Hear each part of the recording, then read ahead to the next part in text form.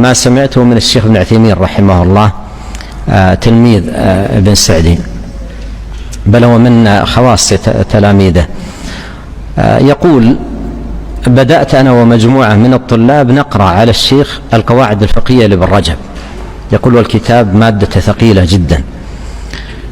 فبدأنا مجموعة نقرأ على الشيخ، ثم بدأ العدد يقل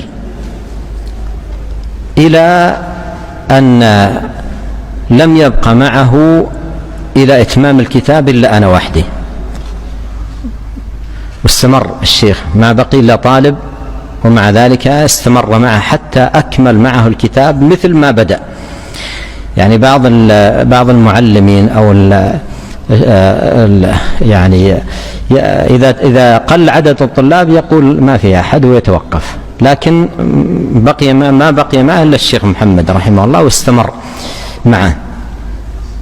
يقول: لما أكملت الكتاب ولقيته من الغد، أدخل الشيخ يده في جيبه وأخرج تفاحة وأعطاني إياها، وكانت هذه أول مرة في حياتي أرى التفاح. قلت له: ما هذا؟ قال: هذا تفاح. قلت: هذا إيش يصنع به؟ نطبخه ولا إيش نصنع به؟ أول مرة أراه، ما أعرفه. قال: لا، تقطعه وتأكلونه، تفاحة واحدة. يقول: فأخذتها إلى البيت وجمعت الأهل، وجئت بصحن وسكين وقطعتها وقسمتها بيننا.